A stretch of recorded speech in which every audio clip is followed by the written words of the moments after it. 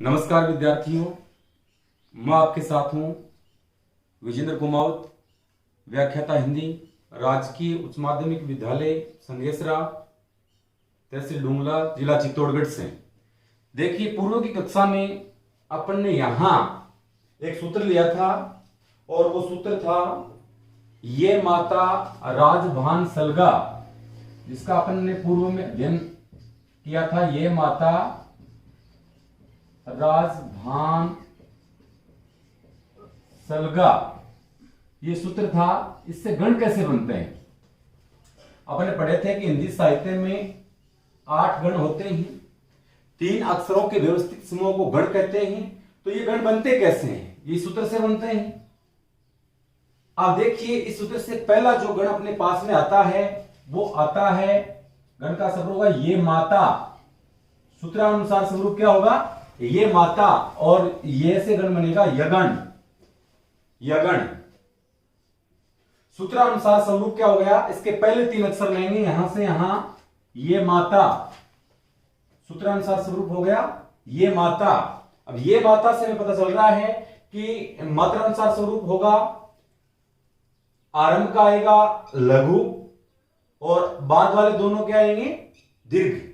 तो ये आ गया लघु, दीर्घ, दीर्घ। और इसका अन्य नाम अपन याद रख सकते हैं कि ये लक्षण केवल इसी का होगा, आदि लघु। यगण में क्या होगा? आदि लघु, आगे वाले दोनों दीर्घ। उसके बाद उदाहरण अपने पास में इसका आता है यशोदा। ये देखिए, यशोदा लघु, गुरु, गुरु। और ये शुभ माना जाता है, छंद शास्त्र में ये शुभ माना जाता है। तो पहला गण अपने पास में आया ये माता, जो यहां से लेके यहां तक बना है, ये माता सूत्रानुसार स्वरूप और यगण। इसी प्रकार देखिए, दूसरा गण बनाएंगे, पहले वाले को छोड़ देंगे और इसको लेंगे। सूत्रानुसार स्वरूप इसका क्या होगा? मातारा। अब देखिए, इसमें तीनों ही क्या है? दीर्घ। मातारा और मैं से क्या होगा? मगण। तो ये रहा मगण। मातारा, सर्व, गुरु, गुरु, गुरु, गुरु। यहां भी देखिए गुरु, गुरु, गुरु, सर्व गुरु। उदाहरण के रूप में अपने पास में आ रहा माता जी, तो गुरु, गुरु, गुरु और शुभ। तीसरा देखिए, इसको छोड़ देंगे। इसको छोड़ने के पश्चात इससे आगे वाला लेंगे ताराज। तो अंत लघु, प्रारंभ के 2 क्या होंगे? ये गुरु होंगे, गुरु, गुरु, लघु। यहां तीसरे में आते हैं तगण। तो ऐसे क्या बनेगा? तगण। तगण सूत्रानुसार स्वरूप ताराज, मात्रानुसार स्वरूप गुरु, गुरु, लघु और अंत लघु, अंत लघु। उदाहरण आ रहा अपने पास में तालाब, गुरु, गुरु, लघु। ये अशुभ की श्रेणी में आता है। इसके पश्चात देखिए, तीसरे को छोड़ देंगे, चौथे को लेंगे। चौथे को यहां से लिया राजभा, तो मध्य लघु, राजभा। रे से बनेगा रगण। ये देखिए, राजभा, रगण, राजभा, गुरु, लघु, गुरु, मध्य लघु। अन्य नाम क्या जाएगा? मध्य लघु, क्योंकि मध्य में क्या आ रहा है? लघु आ रहा है। मध्य लघु, मध्य लघु, मध्य लघु। उदाहरण होगा रागिनी, गुरु, लघु, गुरु। और लक्षण क्या है? अशुभ माना जाएगा। उसके पश्चात इसको रे को छोड़ देंगे, आगे करेंगे जबान, तो मध्य गुरु। जबान का स्वरूप क्या होगा? मध्य गुरु। तो ये आ गया आपका जगन। 5वां गण क्या आ गया? जगन, जबान। ये देखिए, ये स्वरूप होगा मध्य गुरु।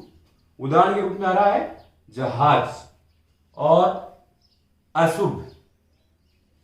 इसके पश्चात जय को, जगन को छोड़ देंगे और भय से क्या लेंगे? भगन, भानस। गण का नाम होगा भगन। सूत्रानुसार स्वरूप क्या होगा?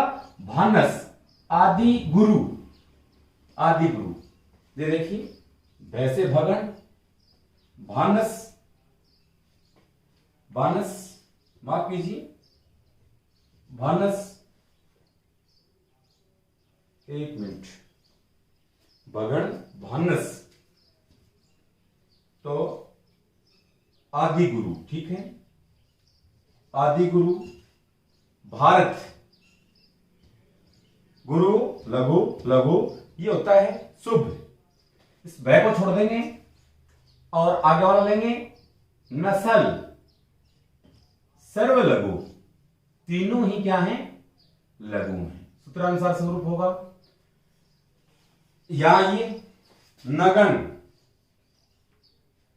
नस्ल, सर्व लघु, सर्व लघु, समय, उदाहरण क्या है, समय, सर्व लघु, और ये होता है शुभ।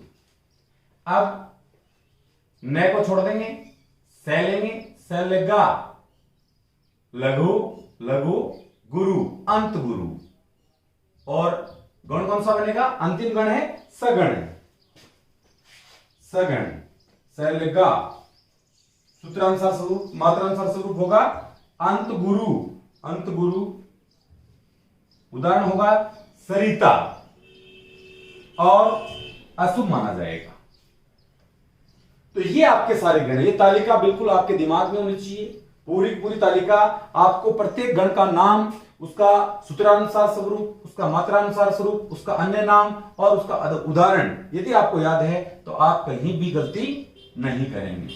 ये आपके लिए महत्वपूर्ण तालिका थी। अब देखिए, अब गण कैसे बनते हैं। अब भी कई विद्यार्थियों के मन में संदेह होगा, तो उस संदेह को दूर करते हैं। सबसे पहले अपन लेते हैं विज्ञान शब्द को। विज्ञान है तो आधा जय है, आधा जय होने के कारण, अलंकरण होने के कारण पूर्व है, लघु क्या बन गया, दीर्घ बन गया, गुरु बन गया, गुरु। इसमें आ है तो ये दीर्घ है, इसमें न है। अब अपने पास में ये स्थिति उत्पन्न हुई है। अब ये स्थिति अपने को पता है, ये स्थिति कहां आती है, ताराज। ये स्थिति अपने को कहां आएगी, ताराज। अब ताराज का मतलब इसमें क्या है, इसमें तगण है।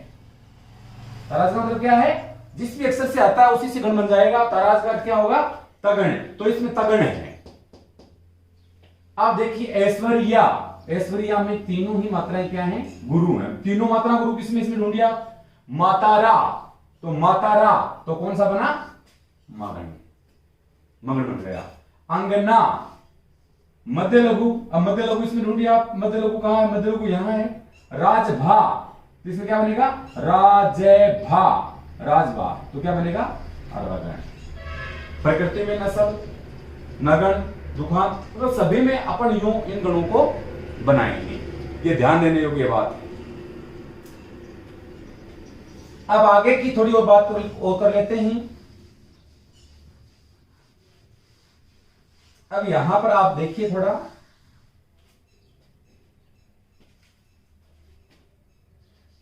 शब्द आया जैसे प्रमोद, शब्द आया अपने पास उत्साह, शब्द आया अपने पास नताशा। इसमें देखिए अब मात्रा लग रही, पहले आधा पे है, पूरा रह है, गुरु है और लघु है। कैसी स्थिति बन रही है, मध्य गुरु, तो बोल के देखिए आप इसको, किसमें जा रहा है, मध्य गुरु, तो ये जा रहा है जबान, जबान, जबान में क्या है, मध्य गुरु है, जबान, जबान से क्या होगा, इसमें क्या है, इसमें जगन है, जबान। यहां से ये देखिए स्थिति बन गई। अब उत्साह में अलंकरण आ गया, दीर्घ हो गया, दीर्घ हो गया, लघु। अब कैसी स्थिति बन रही है, अंत लघु किसमें है, अंत लघु आपको याद रखना होगा, अंत लघु आ रहा है तगण, ताराज, तो इसमें क्या बनेगा, ताराज। अब ताराज बन गया, तय आ गया, तो इसमें क्या हो गया, इसमें कौन सा गण है, तगण। नताशा में देखिए लघु, गुरु, गुरु, तो आदि लघु। अब आदि लघु किसमें है, ढूंढिए, आदि लघु, ये माता, यहां पर लिख भी सकते हैं इसको, ये माता, तो इसमें क्या होगा, यगण होगा, यगण होगा। ये आपके गण है।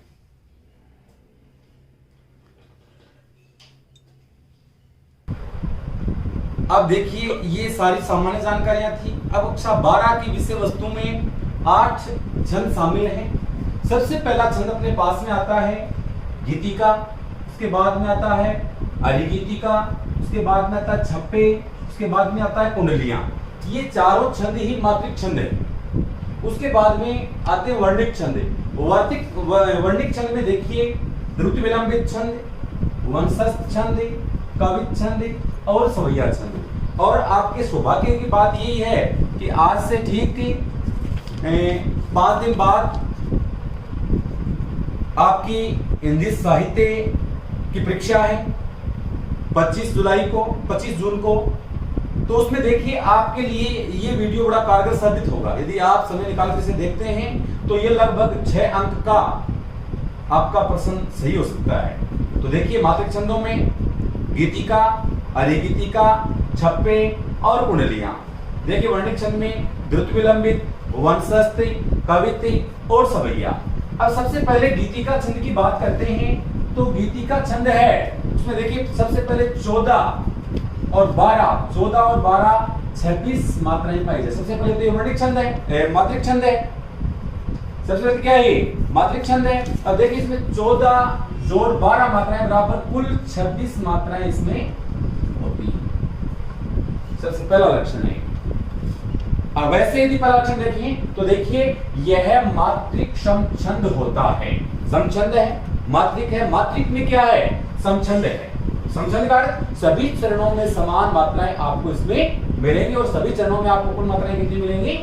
26। तो देखिए परीक्षा में यदि प्रश्न आता है, आपको कोई पंक्ति दी जाती है और आपसे पूछा जाता है कि इसके लक्षण लिखिए, या आपसे सीधा प्रश्न हो सकता है कि गीतिका छंद के लक्षण लिखते हुए एक उदाहरण भी लिखिए। लगभग जो प्रश्न आता है वो ऐसे ही आता है कि गीतिका छंद के लक्षण लिखते हुए एक उदाहरण भी दीजिए। तो आपको सबसे पहले शुरुआत करनी है, ऊपर लिखते हैं आप गीतिका, ये लिखना चाहिए तो आप लिख सकते हैं 14 जोड़ 12 बराबर 26। फिर पहली शुरुआत आप करते हैं, यह मात्रिक समछंद होता है।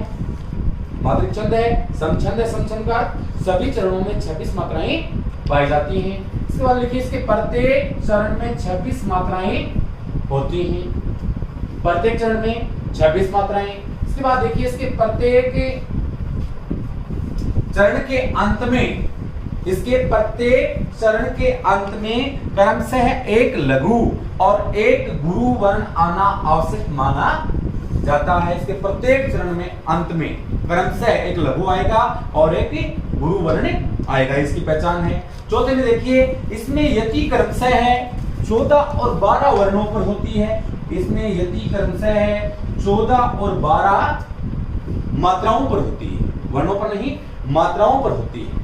मात्रिक छंद है इसलिए यति होगी 14 और 12 मात्राओं पर, 14 इधर और 12 आगे। इसके बाद देखिए इसमें तुक प्राय 2-2 चरणों में मिलती है, एक को छोड़कर दूसरे में इसकी तुक मिलती है। तो ये है आपका गीतिका छंद के लक्षण है। अब मैं आपको एक सरल सीधा उदाहरण बताता हूं और वो उदाहरण में लिखता हूं, हे प्रभु आनंददाता,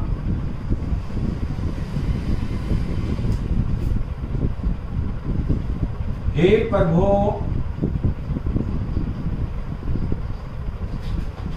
आनंददाता, ज्ञान हमको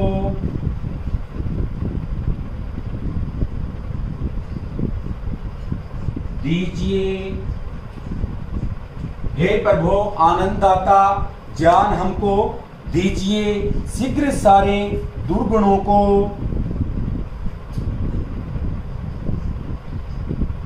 शीघ्र सारे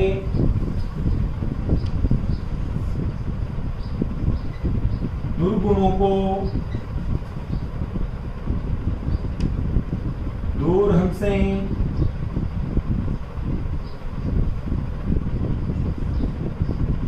कीजिए। हे प्रभु आनंददाता, ज्ञान हमको दीजिए, शीघ्र सारे दुर्गुणों को दूर हमसे कीजिए। लीजिए हमको शरण में,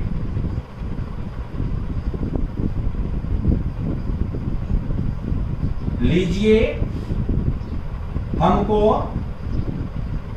शरण में, हम सदाचारी बने,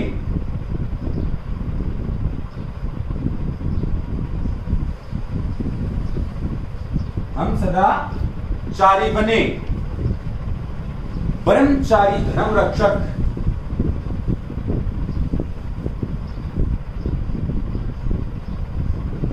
ब्रह्मचारी धर्म रक्षक वीर व्रतधारी बने।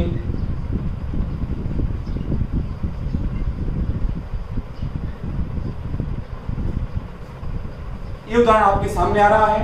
हे प्रभु आनंददाता, ज्ञान हमको दीजिए, शीघ्र सारे दुर्गुणों को दूर हमसे कीजिए, लीजिए हमको शरण में, हम सदाचारी बने, ब्रह्मचारी धर्म रक्षक वीर व्रती धारी बने।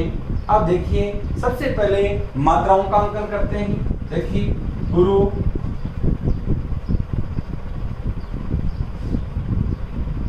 गुरु गुरु गुरु, ज्ञान गुरु, लघु लघु लघु गुरु, और गुरु लघु और गुरु। अब पहले में देखिए अपन क्या करते हैं, चेक करते हैं। यह मात्रिक छंद होता है, दूसरे में लगा लेते हैं अपन। गुरु लघु गुरु गुरु,